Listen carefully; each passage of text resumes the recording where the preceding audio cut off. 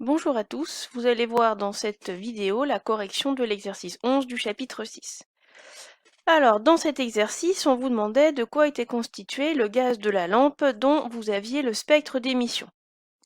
Comment est-ce qu'on répond à ce type de question? On commence déjà par trouver les longueurs d'onde associées à chaque raie. On voit ici qu'il y a 3 raies sur le spectre. Donc si on regarde ici la première raie bleue, on peut dire que c'est environ égal à 430. On n'est pas très précis. Sinon, il faudra mesurer avec une échelle, etc. Donc mettez pas le symbole égal ici, mettez le symbole environ.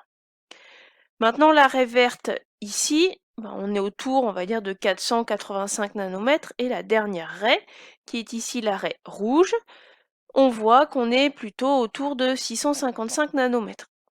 Ces raies, on va les comparer avec les longueurs d'onde émises par plusieurs lampes.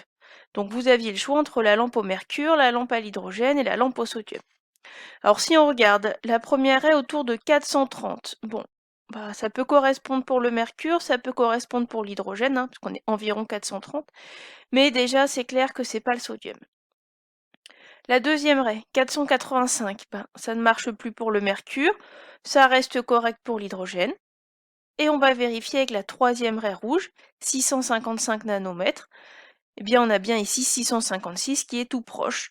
Donc, en comparant les longueurs d'onde des raies d'émission de l'hydrogène et celles du spectre, on voit qu'elles sont en correspondance. Donc, on peut donc dire que le gaz de la lampe est constitué d'hydrogène.